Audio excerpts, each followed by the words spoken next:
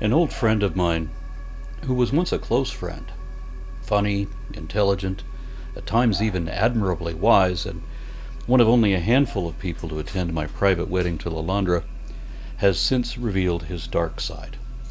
He cut his once luxurious cascading hair short and became yet another religious right Republican Christian conservative politician in Texas. He even took his family to the Institute for Creation Research in Dallas so that they could mislead and deceive his children with their creation museum. I'll never understand that. Believe it what you will, but just never lie to your kids, nor let anyone else lie to them either. I would say that kids have a right, that they should have a right to hear the truth and not be deceptively manipulated by their elders or teachers. My friend obviously disagrees, holding that his kids do not have that right, that he will make them believe whatever he wants to pretend, though of course he doesn't see it that way. And we haven't talked about this directly because he knows that there is no truth to creationism whatsoever. Literally nothing they can show to be true at all. All they have are empty, unsupported assumptions of impossible absurdity, dishonestly asserted as if it was a matter of fact, wherein all their apologetics consist entirely of proven frauds, falsehoods, and fallacies, and nothing more. My friend Shirley must know that. We're not talking about a mere difference of opinion, not about anything that might be true, but where I can prove that what he believes is wrong, that each of his claims are factually false, or misrepresented, misreported, deliberately deceptively, and that all of his arguments are fallacious, where the premises are flawed and the conclusions are non sequitur. He knows me. He knows how to find out the truth about any of this, but he doesn't want to know the truth. He wants to make believe something else instead. I will never understand rejecting reality for a favorite fantasy. And why would anyone want to be completely convinced of something that certainly is not and cannot be true? We know that believers know that theirs is not a sincere position because the way they attempt to justify or rationalize their religious or political position, which are fused into the same thing, the same way that one would argue for mere opinion, like which is the best kind of music.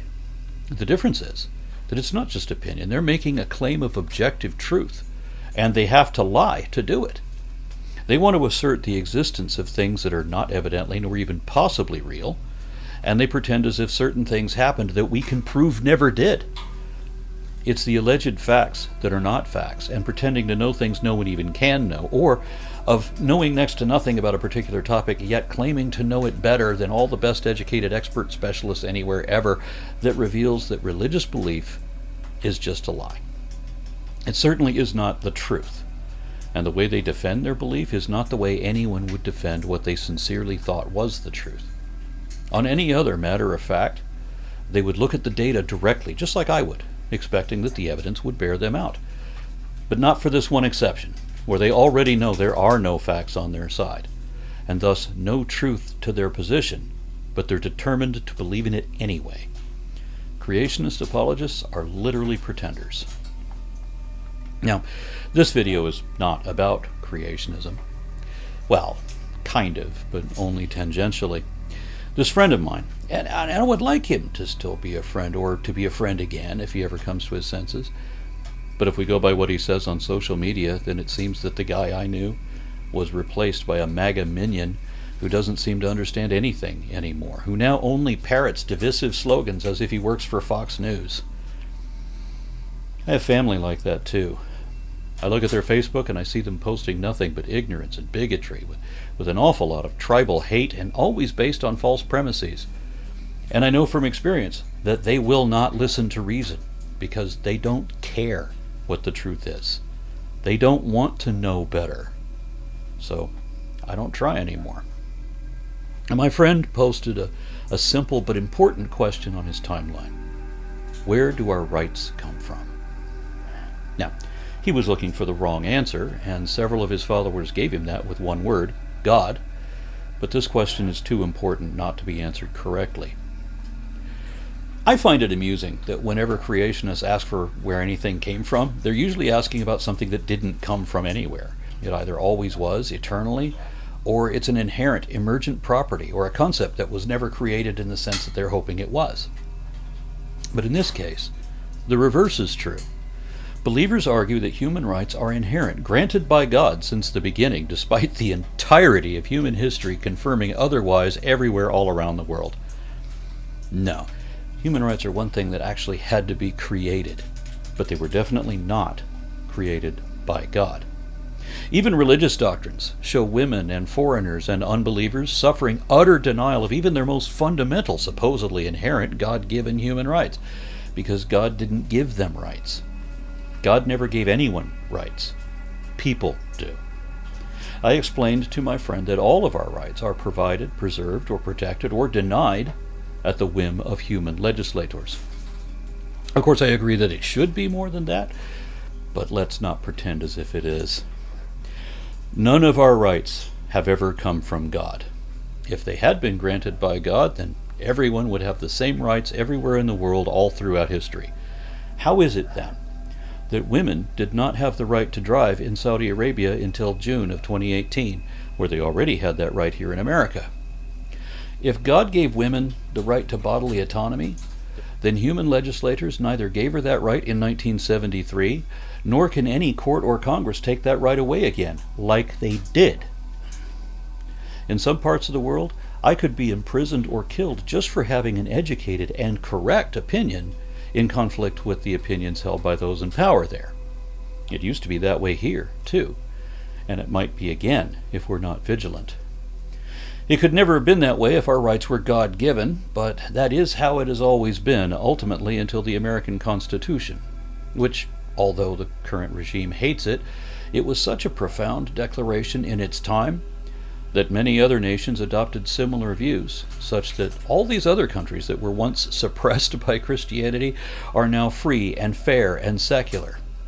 I can go there and criticize their kings or what have you, and not fear anything except the possibility that someone there might prove me wrong. That's the main reason for me to be careful about what I say. My friend says that government can only recognize or violate our rights, not give them. Government is just humans. And I appreciate that. He says that as a human who is now also part of the local government. I agree that all governance is exclusively by humans with no help from anyone else. Someone else chimed in to say that by recognizing and protecting those rights, governments therefore establish those rights. Nothing exists within a void. Even so-called God-given rights must be recognized and accepted by man-made institutions, such as churches, schools, and theologically based governments. God himself is not going to come down from heaven personally to tell you what your rights are, or to protect your rights should they be violated. Men and man's institutions must decide and defend your rights. He went on to say that the reference to their creator in the Declaration of Independence was a deliberately ambiguous term that can refer to any number of both theological and real-world interpretations. It could mean our ancestors, the founders of a society or a country, or the lands of your birth, or ancestral origins, or really anything. Now, if you think that only God gives rights, then answer me this. Who was it that finally gave women the right to drive in Saudi Arabia? Who was it that endorsed chattel slavery in the Bible? And who was it who eventually contradicted that by giving slaves their right to liberty in 1865? Who waited until 1920 to give women the right to vote in the U.S.? And who waited until 1925 to give indigenous Americans the right to vote? Who gave women the right to bodily autonomy in 1973? And who took that right away again in 2022?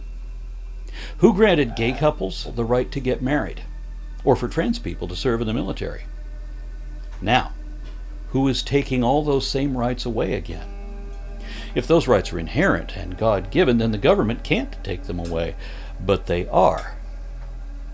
Which was the first government in world history ever to grant freedom of speech, and freedom of religion, and of the press, as well as the right to assemble and petition the government for redress of grievances? And which government is currently undermining and trying to deny every single one of those rights now? Specifically, which party is the sole threat to every one of those rights right now?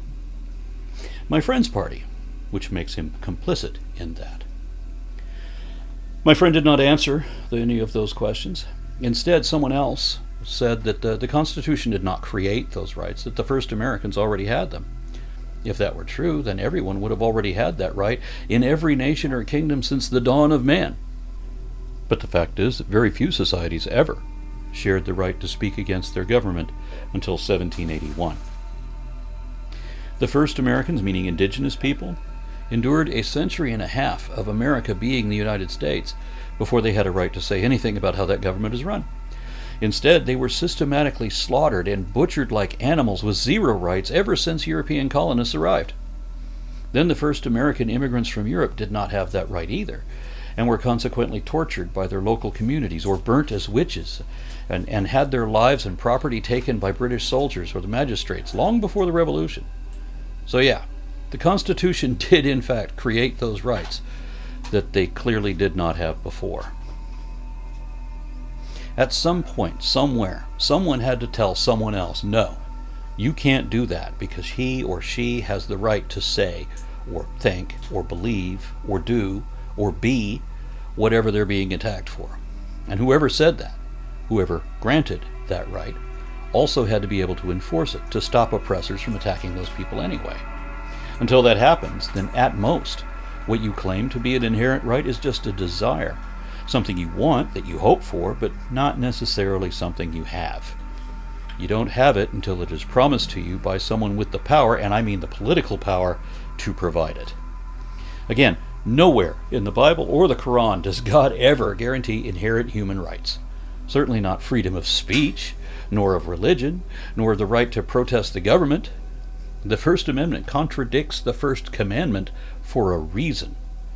The Founding Fathers deliberately designed their government to be exactly opposite of the authoritarian theocracy that is commonly associated with the character of Moses.